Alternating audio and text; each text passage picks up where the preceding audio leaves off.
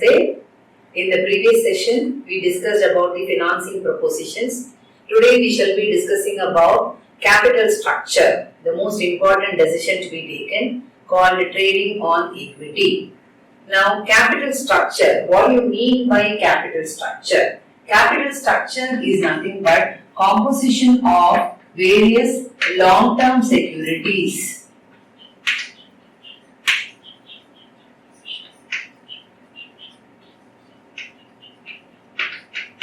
In the capital employed of the company. So, the long-term securities consist of different components. The components are owners' funds, which are nothing but shares, which can be classified again into equity shares and preference shares. And also the reserves and surplus, what are called as plowed back profits or retained earnings. Now, on the other hand, there is also another component which is called as borrowed funds. Borrowed funds can be debentures, term loans, public deposits, mortgage loans, etc. Now, these borrowed funds carry a fixed rate of return on investment, while the owner's equity do not carry any fixed return on investment.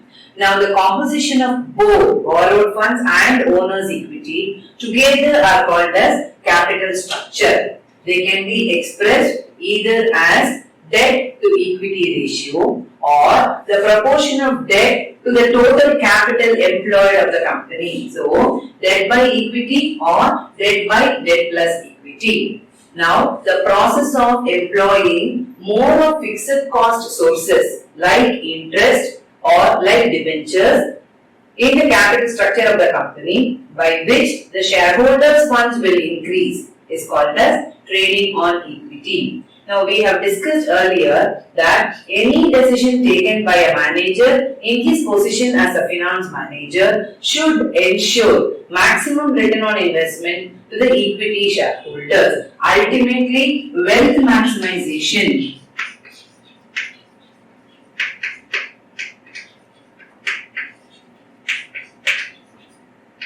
The objective of wealth maximization must be satisfied by the manager by any decision that he takes. Fine. So, in which case, if more fixed cost sources are employed in the capital structure of the company, in the years of high profits, the company will be able to provide higher return on investment to the equity shareholders. How? In the years of high profits also, the company will be declaring only fixed return on investment to the borrowed capital in the form of interest. Thereby, the company will be either plowing back more amount of profits or declaring higher return on investment. However that our company does, the benefit goes to the equity shareholders.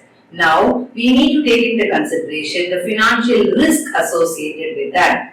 When the company goes for more borrowed capital, the financial risk of the company increases. What do you mean by financial risk? The obligation to meet out the fixed commitments.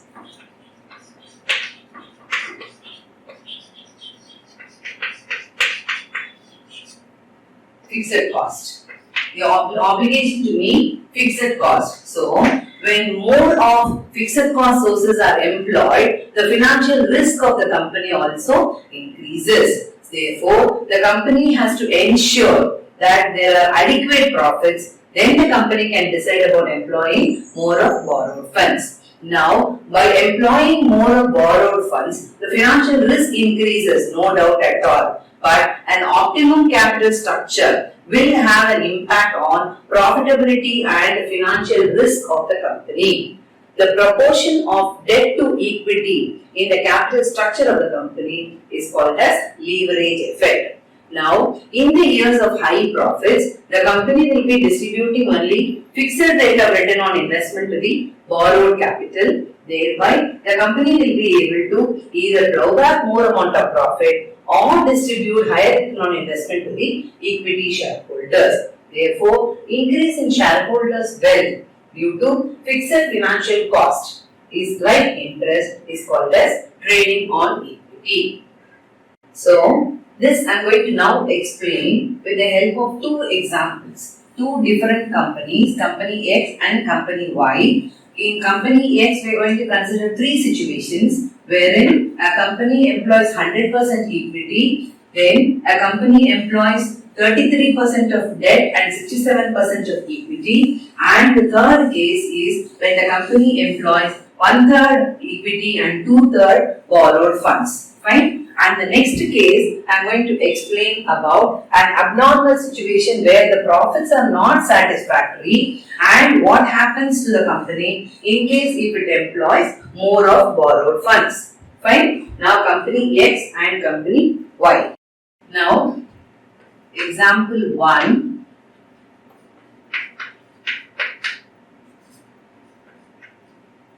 We are going to have a situation of total funds used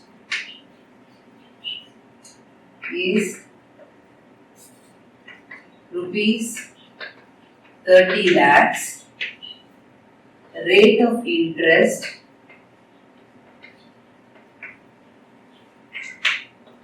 10% per annum, tax rate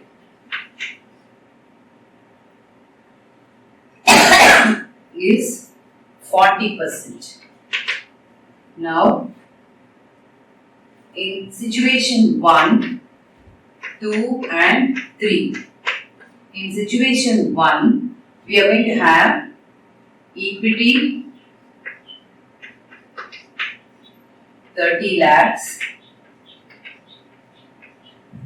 equity 20 lakhs and third situation, equity 10 lakhs. Then debt in situation 1, nil. In situation 2, it is 10 lakhs. And situation 3, it is 20 lakhs. Fine. Profit before interest and tax is given to you as 4 lakhs. In all the situations, it is 4 lakhs.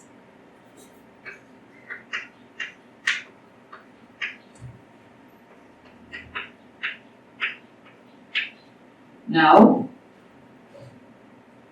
in case 1, interest given to you at 10% per annum, no interest is payable because there is no borrowed capital at all. Interest payable is 1 lakh because 10 lakh is the capital employed and here interest payable is 2 lakhs. Now you get 4 lakhs as profit after profit before tax, PBT. Profit before tax 4 lakhs in case 1, 3 lakhs in case 2 and 2 lakhs in case 3. Now less tax. Tax is given to you at 40%. So 40% of 4 lakhs is 1,60,000. Here 40% of 3 lakhs is going to be 1,20,000 and 40% of 2 lakhs is going to be 80,000. Fine. Now you will get profit after tax is going to be 2,40,000 in situation 1, 1,80,000 in situation 2 and 1,20,000 in situation 3. Fine. Now this is going to be your profit after tax which is available to the equity shareholders to be distributed in the form of dividends or to be plowed back in the form of retained earnings. Now I am trying to find out EPS. What is EPS? EPS is nothing but EPS is equal to profit after tax divided by number of equity shares. Fine. So here this is going to be 2,40,000 divided by, now the capital employed in the case 1 is 30 lakh divided into equity shares of rupees 10 each. In the absence of any specific information, face value of share will always be 10.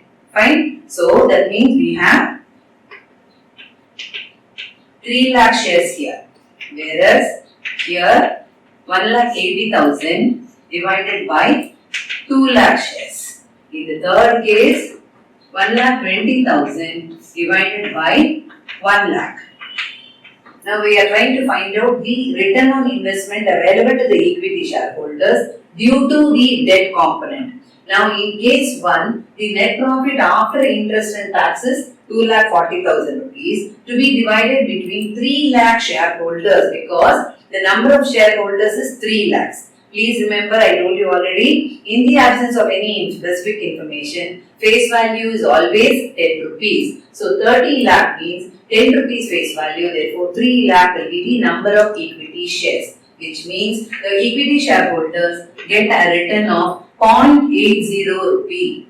Fine, they get a return of 0.80, whereas by employing 10 lakh year borrowed capital, the company is able to provide 90 paise in a rupee for as a return on investment to the equity shareholders. Now make a comparison. When the company has 100% equity, the company is able to provide only 80 paise, whereas 20%, 2/3 equity and 1/3 debt, the company's return on investment in the equity shareholders is increasing.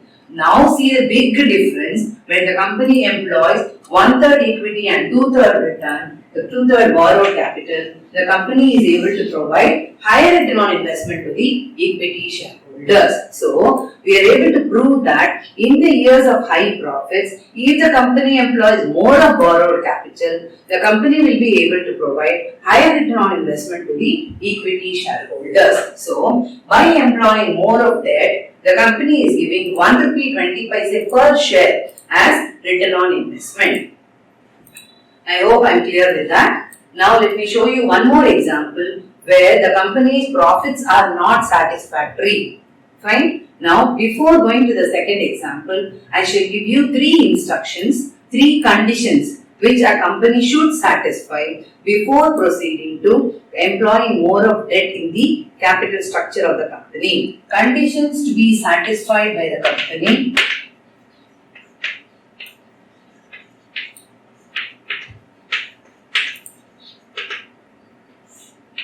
Number 1, such a source must be a tax deductible source. What do you mean by that? These fixed cost sources which the company employs, namely debentures, term loan, etc. are all tax deductible source. The company will deduct tax before paying interest. And when the company makes bulk payment of tax to the income tax department, the income tax department gives concession. The benefit of that also goes to the equity shareholders. Point number 1. Point number 2. The return on investment earned by the company should be greater than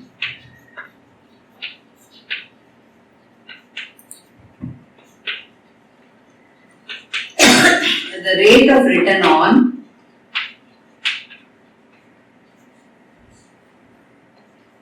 borrowed capital,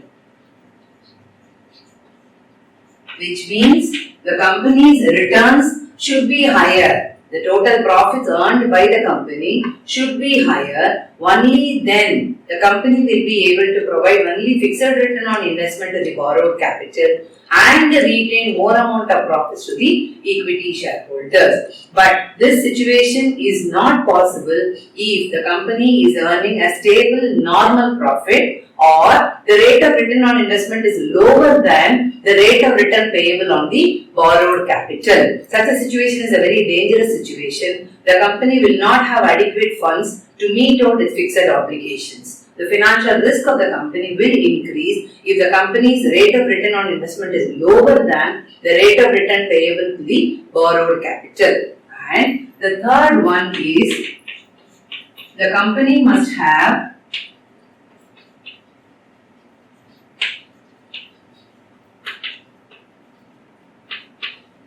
adequate fixed assets to offer as securities.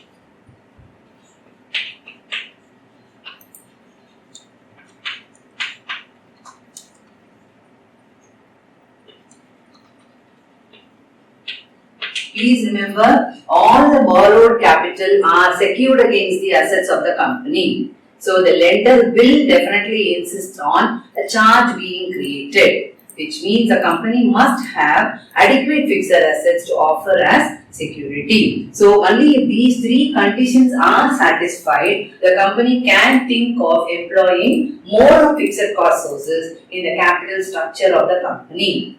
Fine? So can you go for a recap? Fine, order முடிச்சிருக்கீங்க. Okay, இப்போ நீங்க recap போறீங்க. Book வச்சிட்டு recap பண்ணுங்க. Book வச்சிட்டுமா? Yeah. Yes. Fine order நான் cut பண்ணிட்டு இப்போ நம்ம you going to go for a recap. Ready? Okay. Continue. So let us recapitulate the topics. Fine. So to come back to recapitulate பண்ணிட்டீங்க. One more. Continue. So, to just revise what we have completed, we started with what do you mean by capital structure. Capital structure is the composition of long-term securities in the capital employed of the company.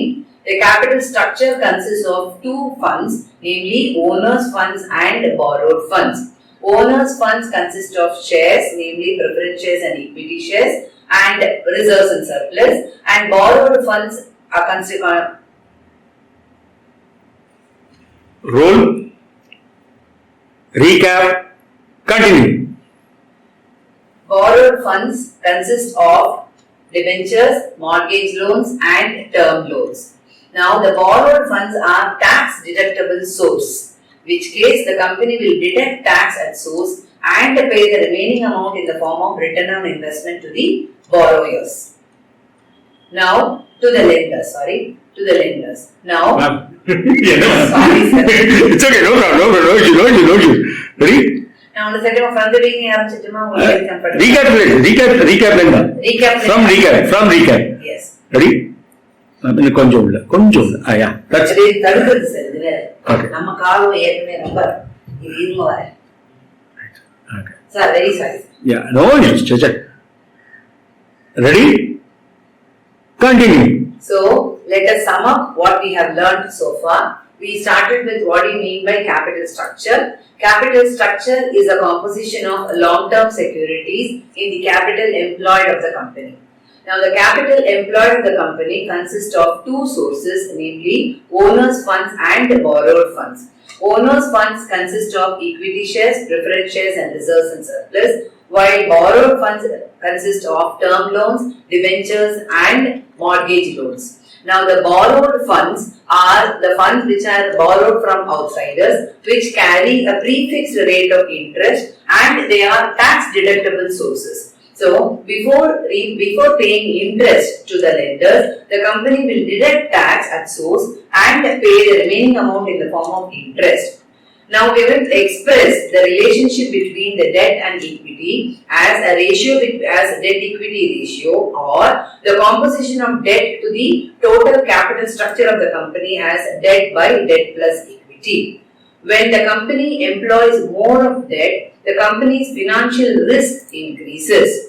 Financial risk is nothing but the obligation on the part of the company to meet out the fixed commitments as and when they fall due. Such a problem is not there for the company which is employing more of equity, because equity shareholders cannot demand for the payment of dividend or the repayment of principal amount. But the capital structure has an impact on the profitability and the financial risk of the company. Now, the process of employing more of fixed cost sources in the capital structure of the company is called as leverage effect. What does it mean? By employing more of fixed cost sources, the company is able to provide higher return on investment to the equity shareholders.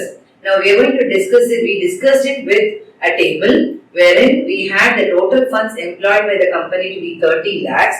The tax rate was 40% and the prevailing interest rate was 10%, and the return on investment, that is a profit before interest and tax, given to us was 2 lakhs. We analyzed 3 situations. In situation 1, the total funds are in the form of equity only, 30 lakhs. From that, we calculated no interest because it is owner's equity. So, profit before interest and tax was 4 lakhs, nil interest. Then we deducted tax of 40%. That came to 1,60,000 rupees. So, profit after tax happened to be 2,40,000, which we divided by number of equity shares 3 lakhs. We got 80 paise per share to be earning per share in case of 100% equity.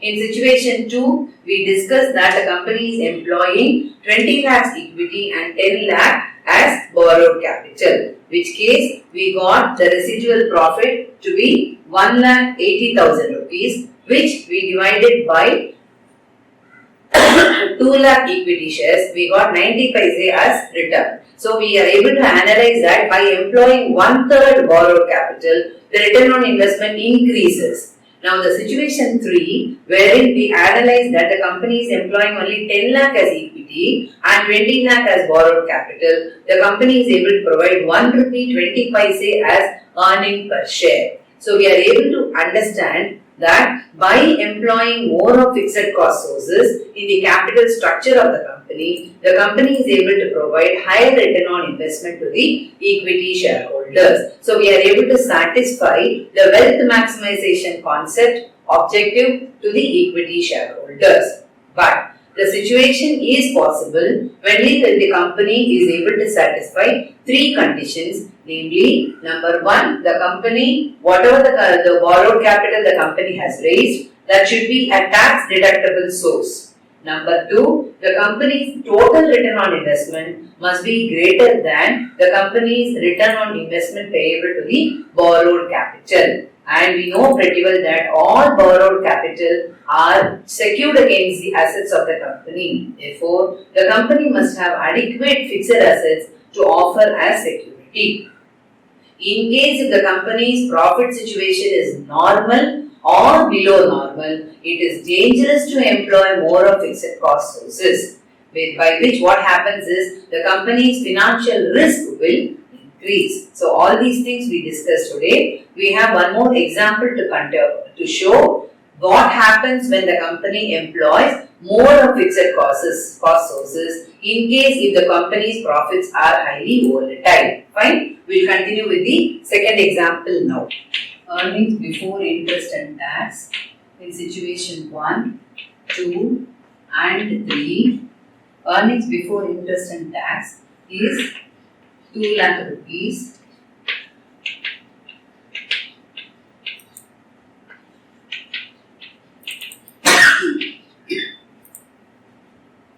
Interest in case 1. See, in the previous example we had profit of 4 lakhs, but now profit is reduced by 50%. So go back to the same example. So interest component in the first case is nil.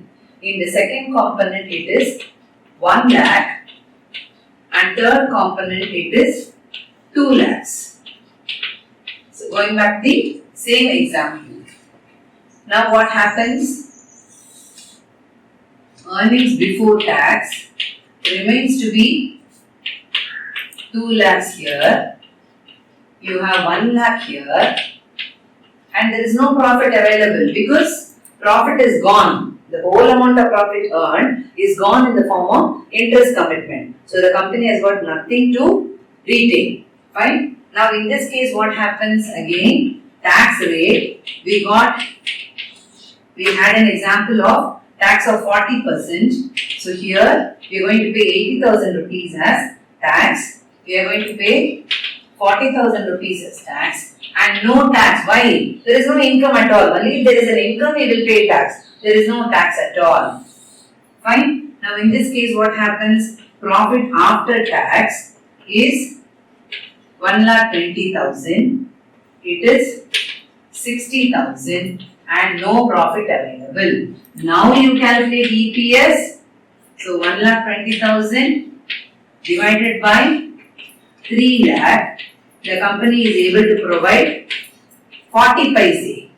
Fine. The company is able to provide 40 paise as your this one. Now here what happens? 60,000 is a profit, fine, and you have now 2 lakh as the equity shares. The company is able to provide 30 paise, and no return is possible to the equity shareholders because there is no profit available. So in such a situation, it is advisable to employ more of equity and less of borrowed capital. I suppose I am clear with the second example also. In the second example, profit before interest and tax is only 2 lakh rupees. So the company will not be able to provide anything to the equity shareholders because every amount of profit earned by the company goes off to the interest commitment itself. Therefore, it is not advisable for the company to employ more of borrowed capital when the profits are insufficient. Yes, thank you. Namaste.